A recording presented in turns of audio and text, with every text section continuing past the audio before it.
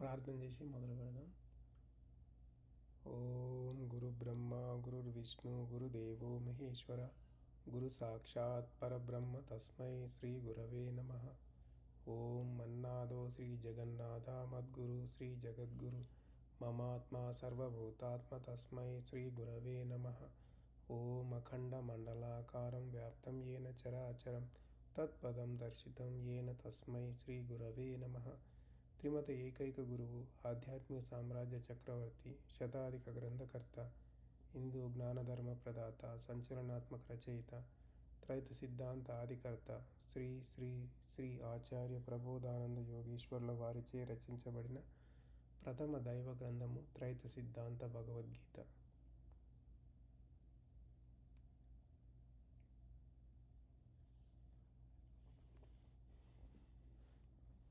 మనము విజ్ఞాన యోగము అనే అధ్యాయము చెప్పుకుంటా ఉన్నాము.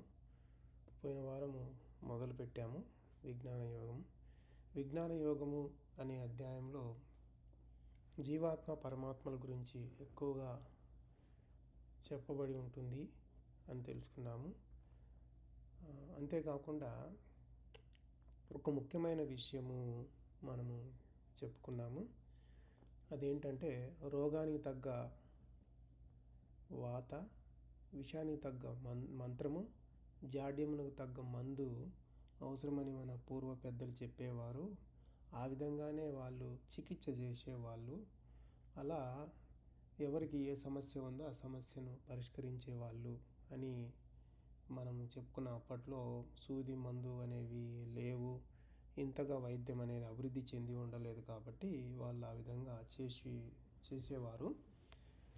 ఇప్పుడు ఆ విషయం తెలియక ఏం చేస్తున్నారంటే కొందరికి వాళ్ళకు వచ్చిన సమస్యలు నయం కావడం లేదు. అయితే మనం ఈ భగవద్గీత చదివేటప్పుడు కూడా శ్లోకాన్ని కూడా మనము ఏ విధంగా అర్థం చేసుకోవాలి ఆ విధంగా అర్థం చేసుకోవాలి. అలా అర్థం చేసుకోకుండా ఇంకొక తీరుగా అర్థం చేసుకుంటే మనము తప్పు భావంలోకి వెళ్ళిపోతాము అని కూడా మనము తెలుసుకున్నాం. ఇంకా ఆ తర్వాత ఈ విజ్ఞాన యోగం అనే అధ్యాయము భగవంతుడే మొదలుపెట్టి చెప్తా ఉన్నాడు. మొట్టమొదట ఆయన శ్లోకమే ఉంది అక్కడ. మనం ముఖ్యంగా ఏం తెలుసుకున్నామనంటే, ఎవరైతే ఆయన మీదనే ఆసక్తిని పెంచుకొని ఆయన చెప్పిన యోగాన్ని పాటిస్తూ ముందుకు వెళ్తూ తమకు ఎలాంటి అనుమానం లేకుండా సంపూర్ణంగా జ్ఞానం తెలుసుకుంటారో ఆ విధంగా తెలుసుకోవాలి. అలాంటి విధానాన్నే తెలియజేస్తాను అని చెప్పాడు. ఇక్కడ విజ్ఞాన యోగం అంటే అనుభవపూర్వకంగా తెలియజేయబడేటువంటి యోగము. అందులో ముఖ్యంగా మనం ఏం చెప్పుకున్నామంటే, జీవాత్మ అయిన వాడు ఎవరైనా పరమాత్మ అనువాడు ఒకడు ఉన్నాడని గ్రహించి వానిని తెలియాలను ఆసక్తి పెట్టుకొని ఆయనను తెలియుటకు ఆధారమైనది యోగమని తెలిసి ఆ విధానం ప్రకారమే యోగము ఆచరించి చివరకు అనుమానం లేకుండా పూర్తిగా పరమాత్మను తెలియ విషయమంతా చెప్పేదని వినుము.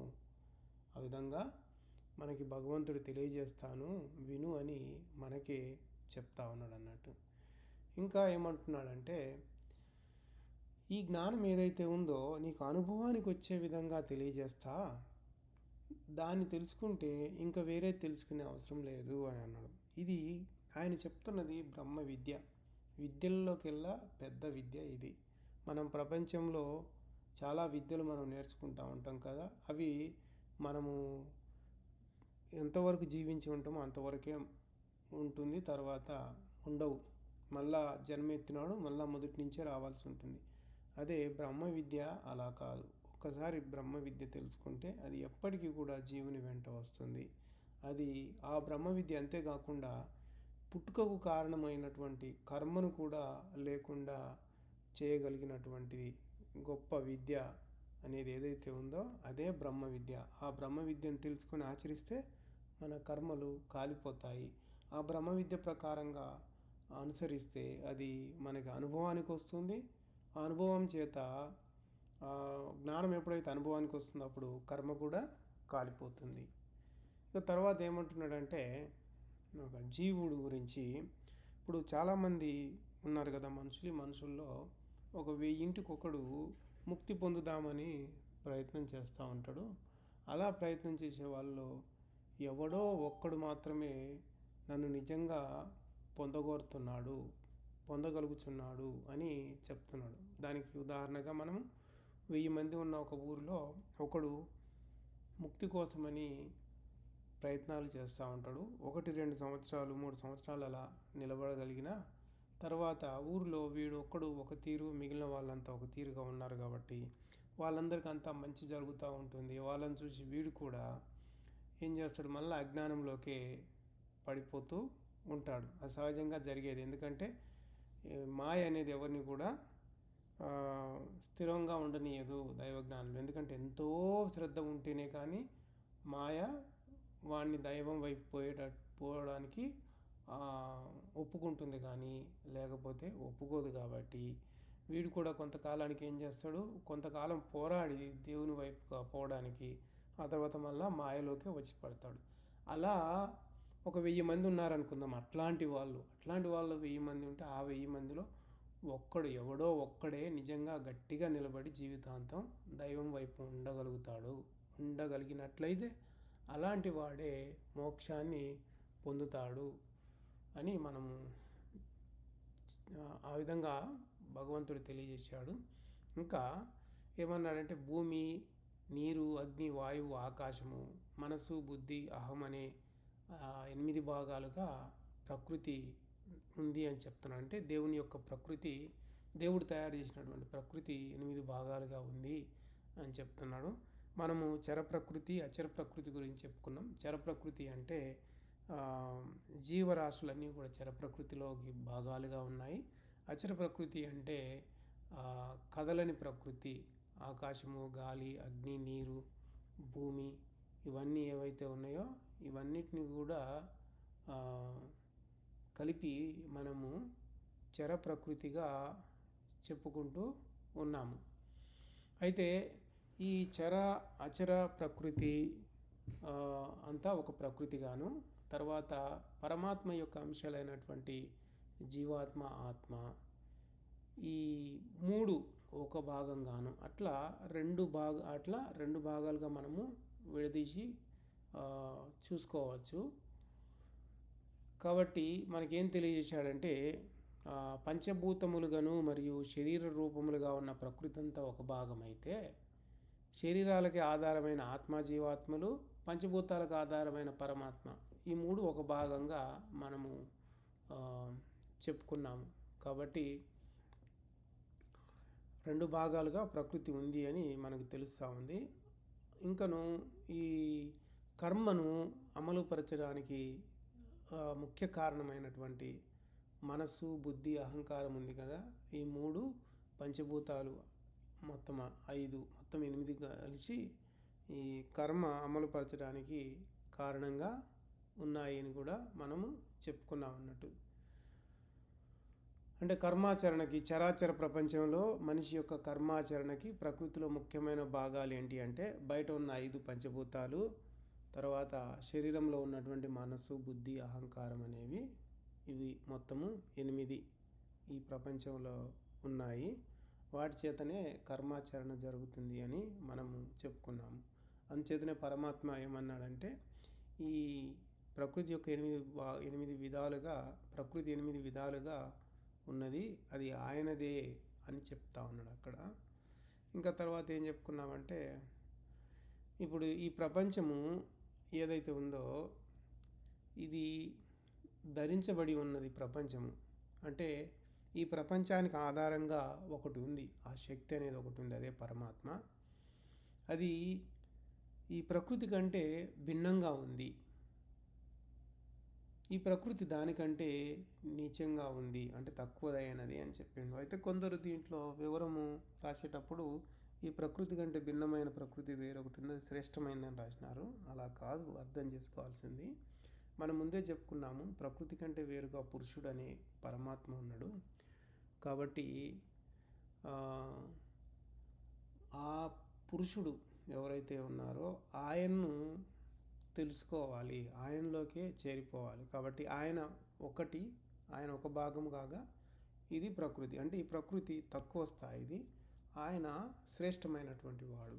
అలాంటి ఆయన్ను తెలుసుకోవాలి అన్న ఉద్దేశంతో అక్కడ అన్యాం ప్రకృతి అని భగవంతుడు మనకి తెలియజేశాడు. ఆ విధంగా మనము పోయిన వారము 5 శ్లోకాల వరకు చెప్పుకున్నాము విజ్ఞాన యోగంలో. ఈరోజు 6వ శ్లోకం నుంచి చూద్దాము ఏం చెప్తా ఉన్నారు. 6వ శ్లోకంలో ఏముందంటే, ఏతద్యోనీని భూతాని సర్వాణి ఇత్యుపదారయః అహం కృష్ణస్య జగతః ప్రభవః ప్రళయస్తథా. ఏమంటున్నాడు ఇక్కడ? ప్రకృతి సమస్త జీవరాశుల పుట్టుకకు స్థానమైన యోని లాంటిది. నేను జీవరాశుల పుట్టుకకు కారణమైన వాణ్ణి మరియు వాటి ప్రళయమునకు కూడా కారణమైన వాణ్ణి అంటున్నాడు. మనకి ఎవరైనా కానీ ఒక బిడ్డ పుట్టాలంటే భౌతికంగా తల్లి తండ్రి ఇద్దరు కూడా అవసరమే ఉంటుంది. తల్లి లేకుండా బిడ్డ పుట్టడు, తండ్రి లేకుండా బిడ్డ పుట్టే అవకాశం లేదు. ఇద్దరు అవసరమే. ఇంకెవరినైనా కానీ నీ తల్లిదండ్రులు ఎవరు అని అంటే మనం అడిగినప్పుడు నా తల్లి ఫలానా, నా తండ్రి ఫలానా అని చెప్పడం మనము చెప్తాము. వాళ్ళని ఎవరన్నా అడిగినా కానీ వాళ్ళు చెప్తారు. అయితే ఒక్కొక్క మనిషికి ఒక్కొక్క తల్లిదండ్రి ఉన్నారు ఈ ప్రపంచంలో. మన అందరికీ కలిసి తల్లిదండ్రులు ఉన్నారు, శాశ్వతమైనటువంటి తల్లిదండ్రులు ఉన్నారు. వాళ్ళు ఎవరు అంటే ప్రకృతి తల్లిగాను, పరమాత్మ తండ్రిగాను ఉన్నది.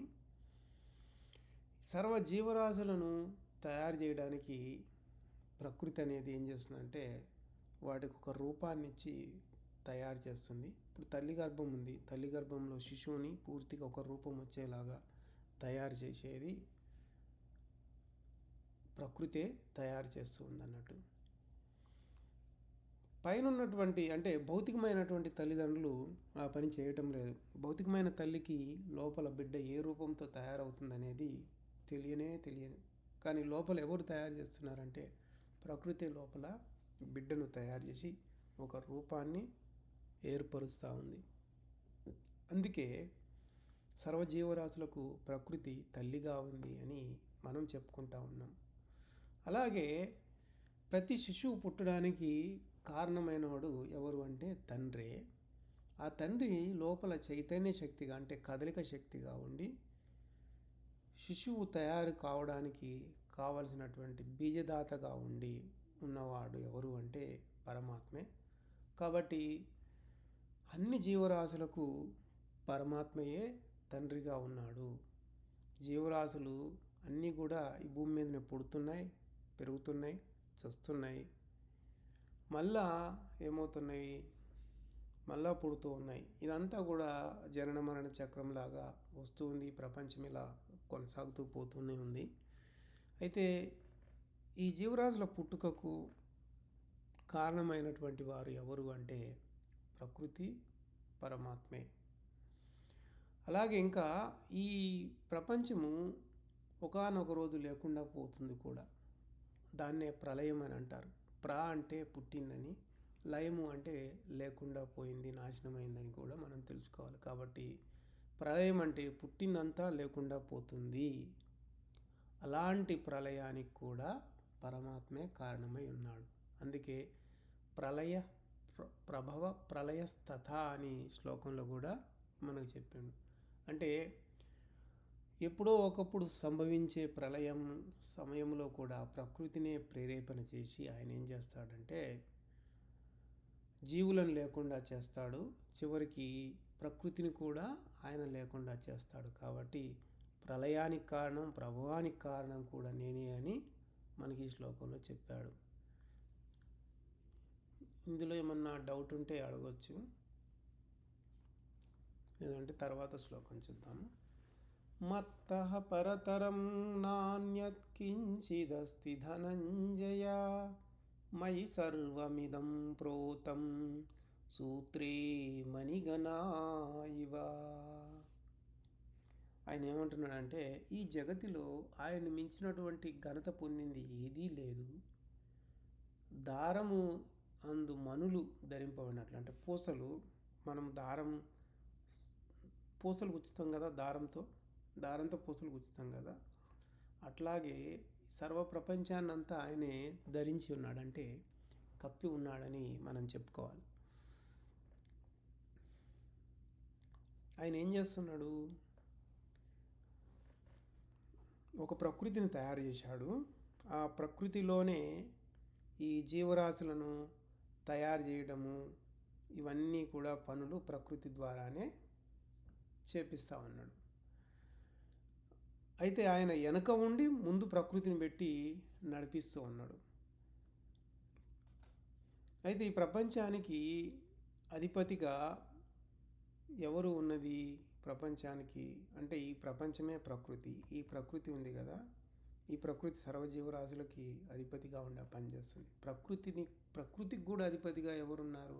పరమాత్మే ఉన్నాడు. అంటే ప్రకృతికి కూడా ఆధారంగా పరమాత్మే ఉన్నాడు. కాబట్టి పరమాత్మ కంటే అన్యమైన వస్తువు ఇంకొకటి లేదు. అంటే ఆయనకు వేరుగా ఉన్నది ఏదీ లేదు. అందుకే నన్ను మించిన ఘనత పొందినది ఏదీ లేదు అని అంటున్నాడు.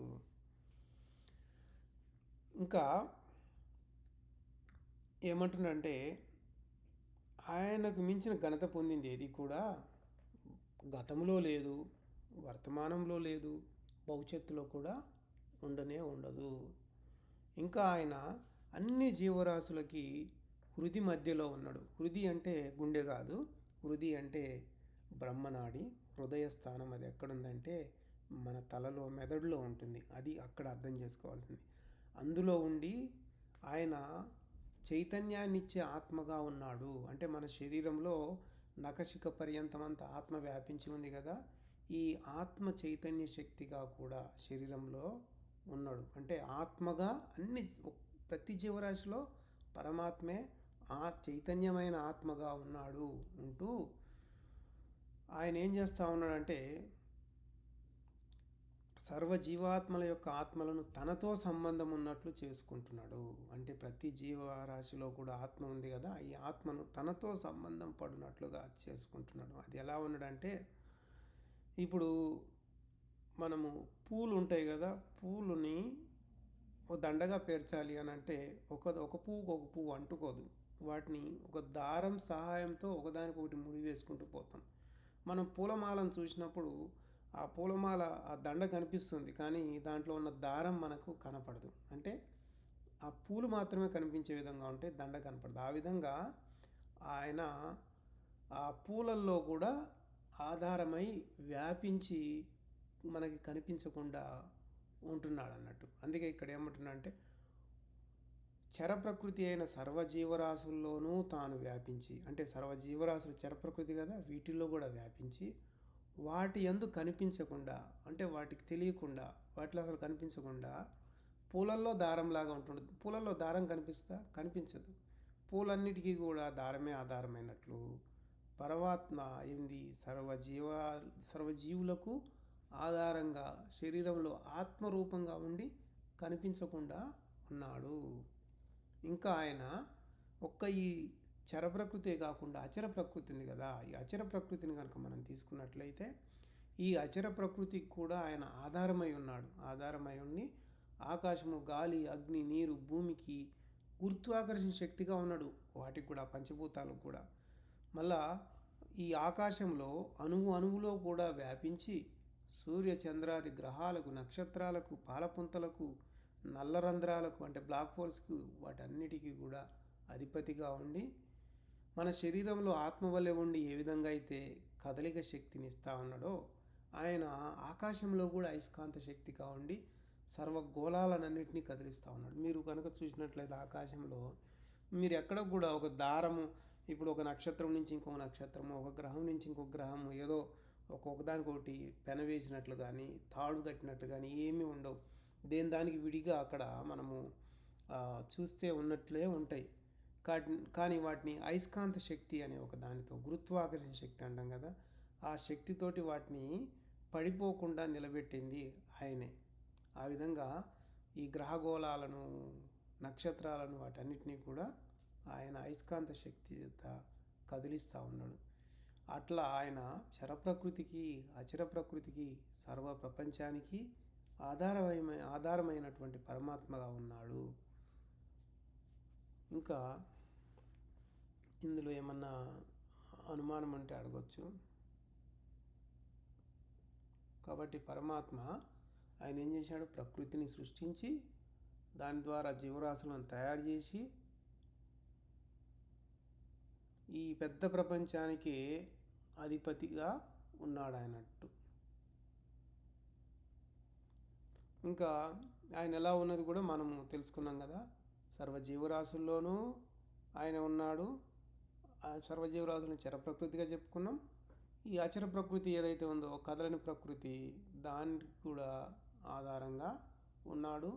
ఈ విశ్వాన్ని మొత్తాన్ని కూడా ఆయనే అయస్కాంత శక్తిగా ఉండి ఆయన వాటికి కదలిక శక్తిని కూడా ఇస్తూ ఉన్నాడు అన్నట్టు. అంత గొప్పగా తెలియజేశారు పరమాత్మ గురించి. ఇంకా ఆయన ఎలా ఉన్నాడు అని అంటే అది 8వ శ్లోకంలో చెప్తున్నారు. రసోహమప్సు కౌంతేయ ప్రభా అస్మి శశి సూర్యయో ప్రణవ సర్వ వేదేషు శబ్ద ఖే పౌరుషం నృషు. ఇంకేమంటున్నాడు ఇక్కడ? జలములో ఉన్న రసము అంటే రుచి, అంటే నీటిలో ఉన్న రుచి ఆయనేనట. సూర్యుడు చంద్రుడు ఉన్నారు కదా, వాళ్ళకి ఉన్నటువంటి ప్రకాశం అంటే వెలుగు కూడా ఆయనేనంట. వేదాల్లో పలకబడే ఓం అనే శబ్దం ఉంది కదా, ఆయనే. ఇంకా ఆకాశంలో పుట్టుచున్నటువంటి ధ్వని, ఆ చప్పుడు ఏదైతే ఉందో, ఆ సడి, అది కూడా ఆయనే. ఇంకా అట్లాగే పురుషులు అంటే మగవారు, పురుషులు, ఈ పురుషుల్లో ఉన్నటువంటి పౌరుషం అనేది ఏదైతే ఉందో అది కూడా ఆయనే అని చెప్తా ఉన్నాడు ఇక్కడ. మనం ఇప్పుడు ఫ్యాన్ తిరుగుతూ ఉంది అంటే దానికి ఒక విద్యుత్ శక్తి అవసరం. అంటే ఒకే విద్యుత్ శక్తి ఫ్యాన్ తిరగడానికి పనికి వస్తుంది. అదే విద్యుత్ శక్తి రేడియోలో పాటగా బయటకు వస్తుంది. అదే విద్యుత్ శక్తి టీవీలోంచి దృశ్యంగా బయటకు వస్తుంది. అదే విద్యుత్ శక్తి ఈ బల్బులో ఫిలమెంట్ ఉంది కదా, నైక్రోమ్తో తయారు చేస్తారు. దానికి ఆ విద్యుత్ శక్తి ప్రవాహం వెళ్ళినప్పుడు అదేమవుతుంది? అది వేడి కాంతి రెండింటిని విరజిమ్ముతుంది. ఇంకా పరమాత్మ యొక్క శక్తి నీటిలో కలిసి రుచిగా ఉంది. సూర్యచంద్రులతో కలిసి వెలుతురు వేడిని ఇస్తూ ఉంది. మన శరీరంలో ఉన్నటువంటి గుణాలతో కలిసిపోయి అది శ్వాసగా వస్తూ ఉంది. ఇంకా ఆకాశంలో కలిసిపోయి శబ్దంగా బయటకు వస్తూ ఉంది. పురుషుల్లో ఉండటం వల్ల, పురుషులతోటి ఉండి అదేమవుతుందంటే పౌరుషంగా కూడా తయారవుతుంది. ఆ విధంగా చూసుకుంటే ప్రపంచంలో ఉన్నటువంటి అన్ని రకాల ప్రత్యేకతలకు కారణం పరమాత్మే. పరమాత్మ చేతనే ప్రత్యేకత అనేది వాటన్నిటికీ కలుగుతూ ఉంది అన్నట్టు. ఆ విధంగా ఇక్కడ మనకి ఈ శ్లోకంలో తెలియజేశారు. ఇంకేమన్నా డౌట్ ఉంటే అడగవచ్చు ఈ శ్లోకంలో, లేదంటే తర్వాత శ్లోకం చెప్తాము. పుణ్యో గంధః పృథివ్యాం చ తేజశ్చాస్మి విభావసౌ జీవనం సర్వభూతేషు తపశ్చాస్మి తపస్విషు. ఇంకా ఆయన ఏమంటున్నాడంటే మట్టిలో ఉన్న వాసన, అగ్నిలో ఉన్న తేజస్సు, జీవరాశుల్లోని జీవము, తపస్వికుల్లోని తపస్సు కూడా ఆయనే అయి ఉన్నాడట. ఇక్కడ ఆయన ఏం చెప్తున్నాడు? ఆయన పరమాత్మ అణువున అంతటా వ్యాపించి ఉన్నాడు కదా. మనము మట్టిలో నీళ్లు పోస్తే, ఎండు మట్టిలో ఒక ప్రత్యేకమైన వాసన అనేది వస్తుంది. అది చాలామంది చూసే ఉంటారు. ఒక్కొక్క రకమైన మట్టి ఒక్కొక్క రకమైన వాసనని కలిగి ఉంటుంది. కొన్నిసార్లు బాగా ఎండాకాలంలో వాన పడ్డ తర్వాత ఆ మట్టి వాసన అనేది రావడం అనేది చాలామంది గ్రహించే ఉంటారు. వాళ్ళకి అనుభవం పూర్వకంగా కూడా వచ్చే ఉంటుంది. ఆ మట్టిలో ఉండే వాసన ఆయనే అని చెప్తా ఉన్నాడు. అంటే ఆ మట్టి కణాలకి వాసన అందిస్తున్నాడు ఆయన. ఈ అగ్ని మండుతూ ఉంటుంది కదా, మనం నిప్పు రాజేసినప్పుడు మంట, అది ఒక రకమైన తేజస్సుని కలిగి ఉంటుంది అన్నట్టు. ఆ తేజస్సుని ఎవరు అంటే పరమాత్మ ఇస్తున్నాడట. ఇంకా అచర ప్రకృతిలో అగ్ని భూమికెట్లు వాటి వాటి ప్రత్యేకతల వెనుక కారణభూతుడై ఉన్నాడో, అట్లే చరప్రకృతిలోని జీవరాశుల వెనుక, అంటే మనమంతా చరప్రకృతి, మనం కర్మతో కూడుకున్నటువంటి జీవరాశులము కాబట్టి మనది చరప్రకృతి లెక్కలోకి వస్తుంది. ఈ చరప్రకృతిలో జీవరాశుల వెనుక కనిపించని కర్మరూపమై ఉన్నాడు ఆయన. కర్మరూపంగా కనిపించకుండా ఉండి వాటికి సంబంధించినటువంటి జీవన విధానం, అంటే ఏ జీవరాశికి సంబంధించి ఆ జీవరాశికి ప్రత్యేకమైన జీవన విధానం ఉంటుంది.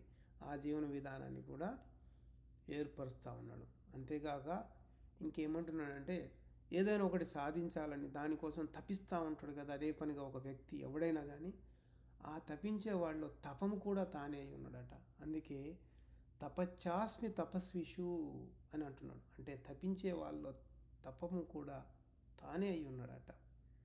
ఇంకా ఆయన ఎట్లా ఉన్నాడు అనేది కూడా తర్వాత శ్లోకంలో చెప్తాడు, చూద్దాం. బీజం మాం సర్వభూతానాం విద్ధి పార్థ సనాతనం బుద్ధిర్బుద్ధిమతామస్మి తేజస్తేజస్వినామహం. ఏమంటున్నాడు ఇక్కడ? అన్ని జీవరాశులకు శాశ్వతముగా బీజము నేనే అని తెలుసుకో. బుద్ధిమంతుల్లో బుద్ధి, తేజస్సులందు తేజం కూడా ఆయనే అయి ఉన్నాడట. అది చెప్తున్నాడు ఇక్కడ. మనము బీజం అని అంటున్నాం. బీ అంటే బి అని ఇంగ్లీష్లో కూడా రాస్తాం కదా. బి అంటే కారణం అనే అర్థం కూడా వస్తుంది. జమ్ అంటే పుట్టడము అని అర్థము. బీజం అంటే పుట్టడానికి కారణము అని ఇక్కడ అర్థం. అంటే ఇక్కడ బీజం అంటే బీజాలు నాటినం అంటే బీజము అని అంటే ఇప్పుడు చెట్లకు ఉండే విత్తనాలే బీజంగా తీసుకోవద్దు. జీవరాశి ఏదైనా కానీ పుట్టడానికి కారణమై ఉన్నదే బీజము. ఇప్పుడు పక్షులు గుడ్ల ద్వారా పుడుతున్నాయి, గుడ్డు బీజం అవుతుంది. అప్పుడు ఇంకా చెట్టు విత్తనము ద్వారా పుడుతుంది, విత్తనమే చెట్టుకు సంబంధించి బీజం అవుతుంది. మరి మనిషికి బీజం ఏదంటే వీర్యకణమే మనిషికి బీజంగా ఉంది. అంటే జంతువులు అంటే మనము విత్తనం కానీ గుడ్డు కానీ వీర్యకణం కానీ మూడింటిని మనం ఏమంటున్నాం? బీజం అని చెప్పుకున్నాం కదా. ఈ బీజం అనేది మూడు రూపాల్లో ఉంది. 3 రూపాలతో ఉన్న బీజంతో 3 రకాలైనటువంటి జన్మలు జీవరాశులు 3 రకాలైనటువంటి జీవరాశి జన్మలు కలుగుతూ ఉన్నాయి అన్నట్టు. అవన్నీ కూడా భూమి మీదనే ఉన్నాయి. ఇప్పుడు గుడ్డు నుంచి పుట్టేదాన్ని అండజమని, వీర్యం నుండి పుట్టేదాన్ని పిండజమని, విత్తనం నుండి పుట్టేదాన్ని ఉద్బీజము అని అంటాం. అంటే ఉద్బీజం అంటే భూమిలో విత్తనం నాటితే మొలకెత్తి వచ్చేది కదా, అది ఉద్బీజము అని మనం చెప్పుకుంటా ఉన్నాం. అయితే ఇవి 3 విధాలుగా ఉన్నప్పటికీ కూడా బీజము అంటే ఇక్కడ ముఖ్యంగా కారణమైనటువంటి శక్తి బీజము. ఇక్కడ అంటే మొలకెత్తుటకు కానీ పుట్టడానికి కానీ కారణమైనటువంటిదే బీజ శక్తి. విత్తనము, వీర్యము, అండం స్థూలంగా కనిపిస్తూ ఉన్నాయి, కానీ సూక్ష్మంగా కనిపించినటువంటి బీజ శక్తి అనేది ఒకటి ఉంది. ఆ బీజ శక్తి ద్వారానే జీవరాశి పుట్టుక అనేది జరుగుతూ ఉంది. కొన్ని విత్తనాలు ఉంటాయి భూమిలో వేసినా కూడా మొలకెత్తవు, అంటే అందులో బీజశక్తి లేదు. అలాగే బీజశక్తి లేనటువంటి వీర్యముతో పిల్లలు కూడా పుట్టరు. విత్తనము, వీర్యము, గుడ్డులోని బీజశక్తికి కారణమైన శక్తి ఒకటి ఏదైతే ఉందో దాన్నే పరమాత్మ శక్తి అని మనం చెప్పుకుంటా ఉన్నాము. ఆ పరమాత్మ శక్తి అణువున అంతటా కూడా వ్యాపించి ఉండి అది వీర్యంలోను, విత్తనంలోను, గుడ్డులోను ఉండి బీజశక్తిగా ఉంటుందన్నట్టు. అందుకే మనకి ఈ శ్లోకంలో కూడా బీజం మాం సర్వభూతానాం అని అన్నాడు. బీజం మాం సర్వభూతానం అంటే సర్వ జీవరాశులు పుట్టుటకు కారణమైనటువంటి బీజము, బీజశక్తి ఆయనే అయి ఉన్నాడు అన్నట్టు. అక్కడ బీజం మాం అంటే బీజశక్తిగా ఆయన ఉన్నాడు. మనకి విత్తనంలో ఉన్న బీజశక్తి కంటికి కనిపించదు. అయితే ఈ చెట్టు మొలకెత్తాలంటే ఖచ్చితంగా బీజం ఉండాలి. బీజం లేకుండా చెట్టు మొలకెత్తే మొలకెత్తడం అనేది ఉండదు. కనిపించే పదార్థం పుట్టుటకు కనిపించని శక్తే కారణంగా ఉంది. పదార్థాలు జీవం ఉన్నవి, జీవం లేనివి కూడా ఉంటాయి. అంటే పదార్థాల్లో జీవం ఉండొచ్చు, జీవం లేకపోవచ్చు. వాటన్నిటికీ కూడా కారణమైంది పరమాత్మ శక్తే. ఇంకా ఆయన ఏమన్నాడంటే, ఇక్కడ ఏమంటున్నాడు, సర్వభూతానాం అని జీవమున్న వాటిని గురించి మాట్లాడుతున్నాం. అంటే మనము ఆయన చెప్పిన దాంట్లో జీవమున్న వాటి గురించే మనము చెప్పుకుంటున్నామని మనం గుర్తుపెట్టుకోవాలి. ముఖ్యంగా ఏ ఇంద్రియానికి తెలియని పరమాత్మ శక్తి జీవరాశుల శరీరంలో అనేక విధ శక్తులుగా మారి ఉంది. పరమాత్మ శక్తి అనేది ఏ ఇంద్రియానికి కూడా తెలిసేది కానే కాదు అని ఇక్కడ మనకి స్పష్టంగా చెప్తా ఉన్నాడు. కానీ అనేక విధమైనటువంటి శక్తులుగా మారిపోయి ఉంది. అందుచేతనే మనసుతో కలిసినప్పుడు పరమాత్మ శక్తి జ్ఞాపక శక్తిగా ఉంటుంది, బుద్ధితో కలిసినప్పుడు యోచనా శక్తిగా ఉంటుంది. ఎవరైనా కానీ తెలివైన వాడు ఉన్నాడు అంటే వాని యొక్క తెలివి, వాని యొక్క ప్రావీణ్యత, తెలివికున్నటువంటి ప్రావీణ్యత అంతా కూడా పరమాత్మ శక్తి చేతనే కలిగి ఉంది. అట్లాగే మనుషుల్లో ఇంకా ఏదైనా ప్రత్యేకత, ప్రావీణ్యత ఉన్నది అంటే అదంతా కూడా పరమాత్మ శక్తి వల్లనే కలిగి ఉంది. ఎవరైనా కానీ ఆటల్లో కానీ, కళల్లో కానీ, మాటల్లో కానీ, ఏదైనా పనిలో కానీ గొప్ప ప్రావీణ్యత చూపించాడు అంటే అదంతా దైవశక్తి వల్లనే ఏర్పడింది అన్నట్టు. ఇక ఈ పరమాత్మ శక్తి గురించి, పరమాత్మ గురించి మనం ఇంకొంచెము మనము ముఖ్య విషయంగా చూసుకుంటే, ఆత్మ కంటే వేరుగా ఉన్నవాడు కనుక పరమాత్మ అంటున్నాము.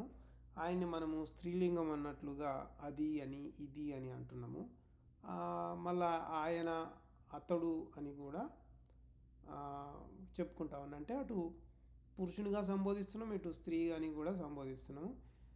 అయితే ఇక్కడ పరమాత్మ ఏది కానటువంటిది, అంటే అటు పురుషుడు కాదు, స్త్రీయు కాదు, అది శక్తి రూపమై ఉంది. అందుచేతనే మనము ఒకప్పుడు స్త్రీగా పోల్చుకుంటున్నాం, ఒకప్పుడు పురుషతత్వంగా చెప్పుకుంటూ ఉన్నాం అన్నట్టు.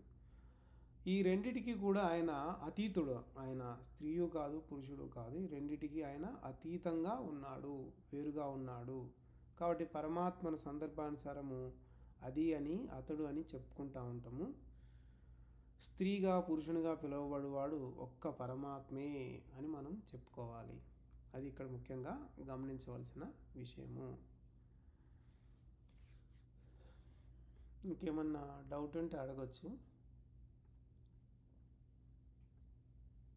ఈరోజుకి ఇక్కడ ఆపేద్దాము, మంగళం పాడి ముగిద్దాము. ఓం మంగళం గురుదేవాయ మహనీయ ప్రబోధాత్మనే సర్వలోక శరణ్యాయ సాధురూపాయ మంగళం. అందరికి ప్రబోధాత్మనం.